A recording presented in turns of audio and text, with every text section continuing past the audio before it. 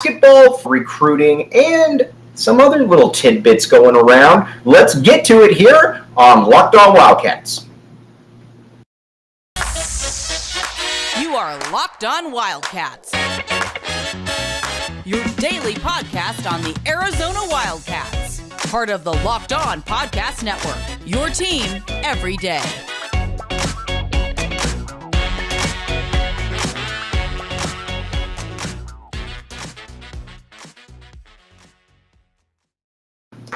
Thanks for keeping it Locked On Wildcats. I am your host, Mike Luke. As always, show is brought to you by LinkedIn. All right, we've got a lot to get to this show. We're going to talk some Arizona men's basketball, a little bit of Arizona football as well, recruiting, and some Arizona women's basketball, and who knows, maybe some other points if we got a little bit of time.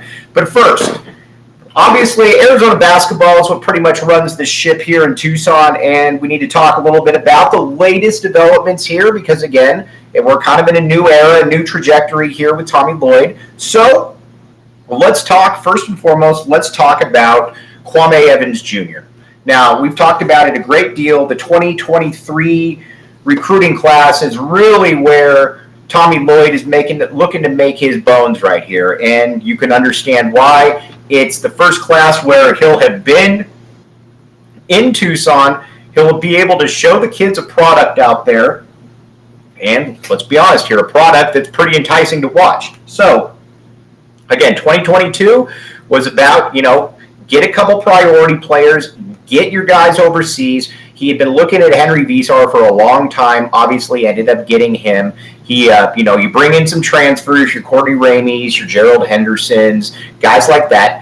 But you've got now the 2023 class where that's where you're going to make your bones. And it started off, obviously, with the commitment of KJ Lewis.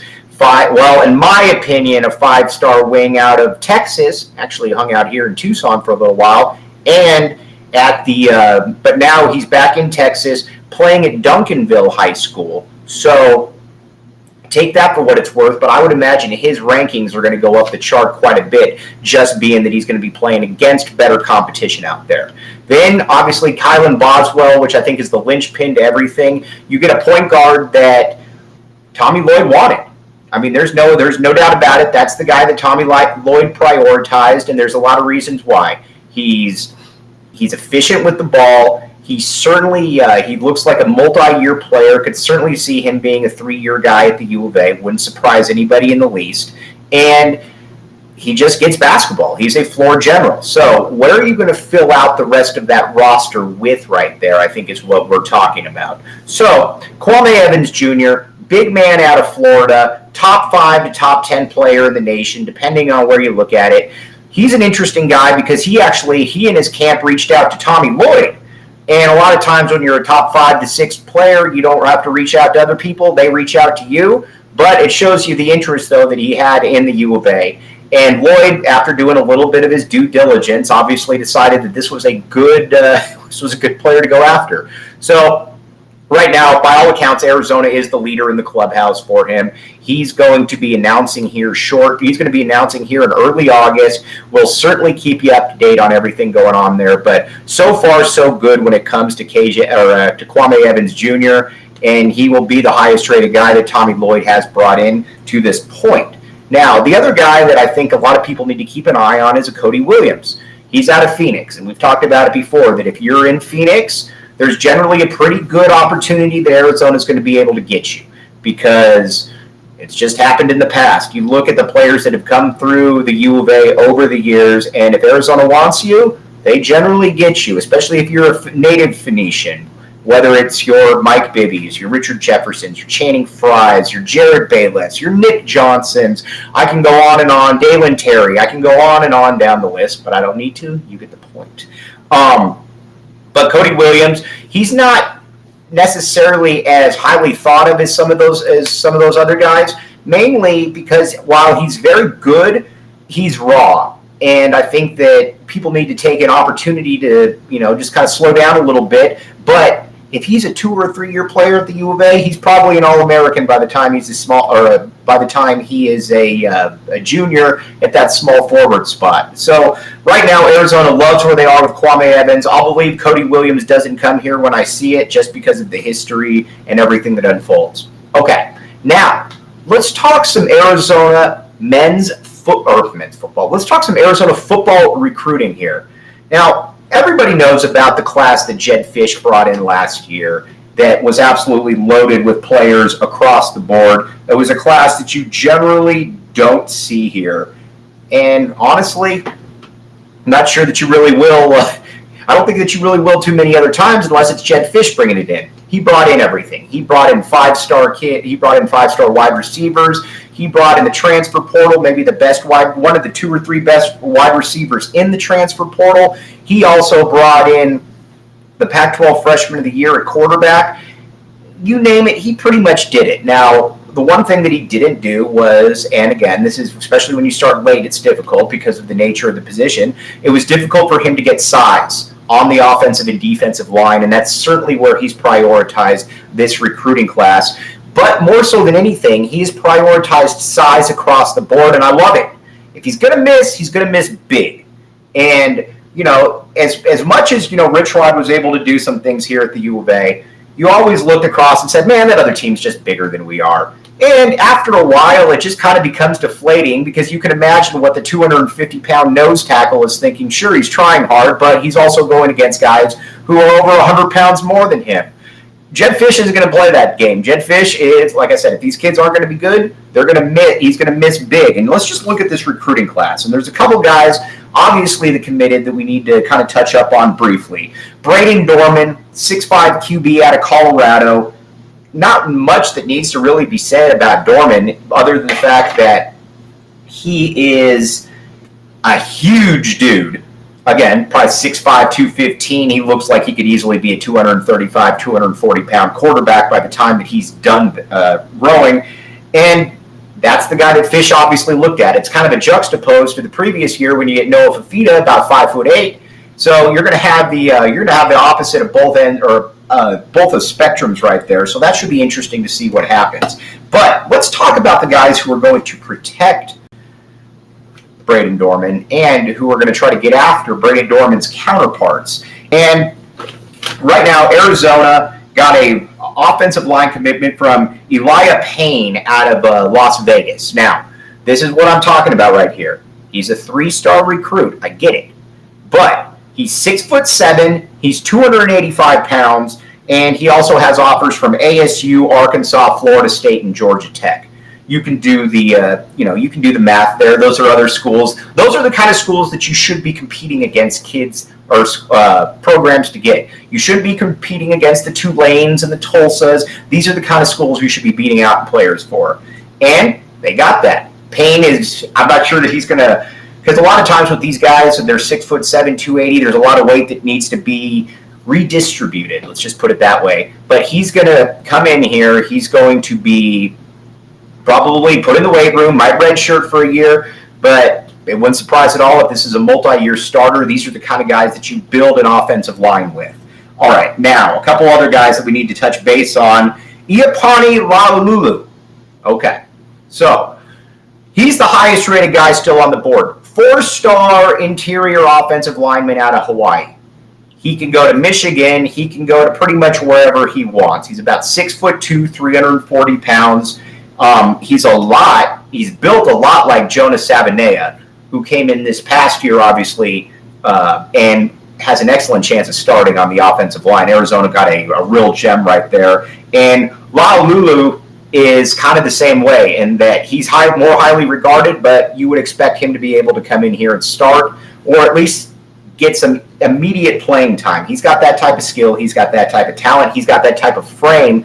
And honestly, he's been recruited as such. So there's no reason that he can't be that guy as well. Now, some of the other guys that you need to certainly keep an eye on right now, and again, stop me if you get a recurring theme here, but now looking again on the offensive and defensive line, you got Sione Faleme, 6'6", 315 pounds. Then you've got Kylie Tufai, 6'7", 320 pounds.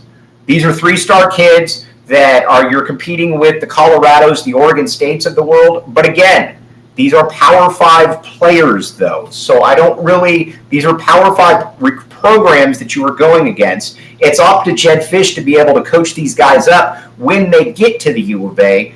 But I love the strategy that he's employing right here. Again, if you're going to miss, you're going to miss big. And he's going for big time. He's going for big dudes. Now, we're going to talk about the skill positions here in just a second. But, how many times have you, as an Arizona fan, looked across the field and said, oh, gosh, that team is way bigger than we are? I mean, it pretty much happened all the time. So I'm okay with being a little bit bigger than the other team. Now, let's talk about some of the other players that you need to keep an eye on here. Trey Spivey, 6'4" wide receiver out of Chandler. I would imagine that he's going to end up at the U of A as well. Now, he's fascinating because he is, first of all, he's from the best program in the state, and consistently the best program in the state. If you look at Chandler's producing one NFL player pretty much every year. They might even be multiple people at times, but generally over a 20-year period, you're going to see 15 to 20 players from Chandler that end up in the NFL, and that's just because the best players generally go there, the biggest kids generally go there, and a lot of them obviously end up leaving the state. Now, you'd love to keep Spivey home. He is, again, a 3-star wide receiver, but he's the kind of guy you get. And if you can get him, it also opens up some inroads possibly into that school to get some of their more highly rated players, assuming that he enjoys his experience. Arizona obviously did very well with Dorian Singer out of Chandler, wide receiver. So if you can get that with Trey Spivey, you're going to feel pretty good about the situation. All right, now one other guy, too, that I think has kind of been slept on a little bit here, and that's Brandon Johnson, running back out of Palmdale.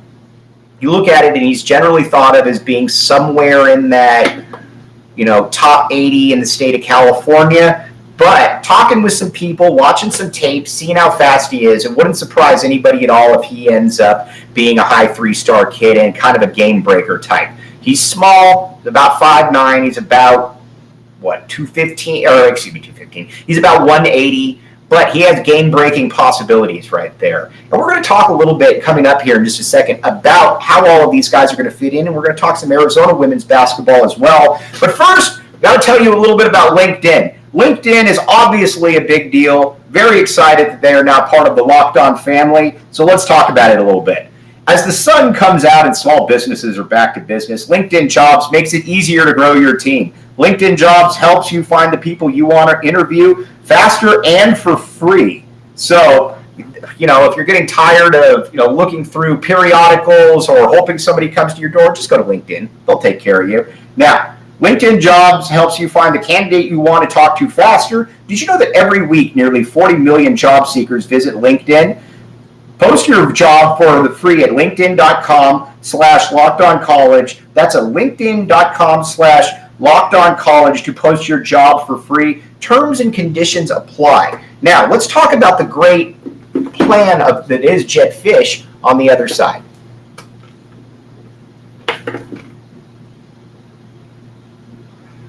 Thanks for keeping it locked on Wildcats. I am your host, Mike Luke. All right, Jedd Fisch, and we got Jedd Fisch here, and he's obviously looking to go with a pretty big size right there.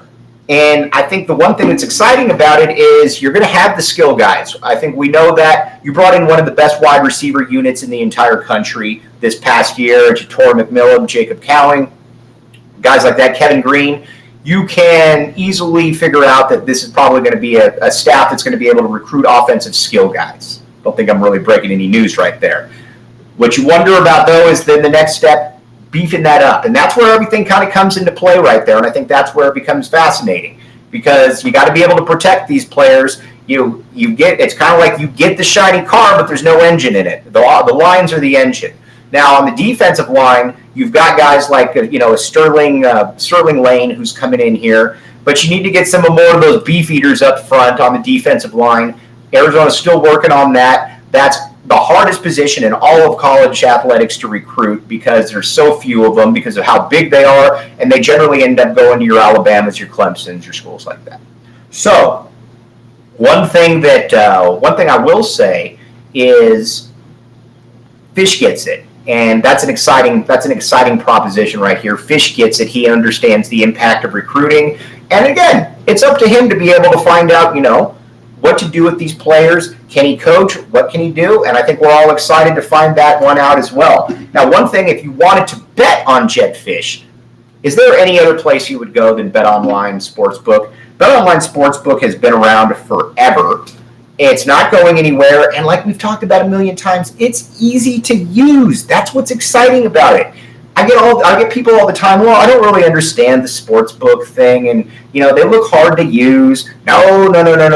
There is none of that with the BetOnline Sportsbook. Absolutely none of that. It's easy to use, and you've got all the best props, all the best futures, everything in there. And it's not going anywhere. You got basketball and football coming up around the corner, but why not keep your feet wet with some of the options that you got right now going for the BetOnline Sportsbook? Okay, let's take a quick break. We'll come back. We're going to talk some Arizona women's basketball. Thanks for keeping it locked on Wildcats. I'm your host, Mike Luke. Hope you all had a great weekend out there. All right, Arizona women's basketball now is Adia Barnes. If you don't know by now, well, I'm sure you do because you're smart, you're watching Locked On. Adia Barnes is a superstar. Adia Barnes understands it. She gets it. And I think what's fun about Adia Barnes is she's not beyond looking at herself and saying, maybe I messed up. Maybe I needed to do something a little bit different with that team. There's none of that. She understands it, and she goes forward with that process.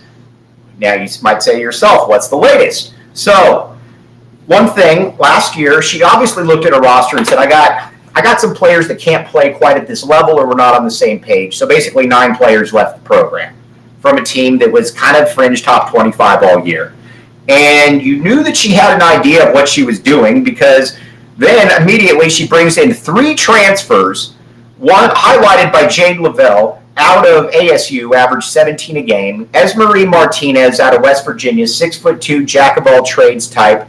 And then you've got also Lauren Fields out of Oklahoma as well, who's able to average about 15 a game.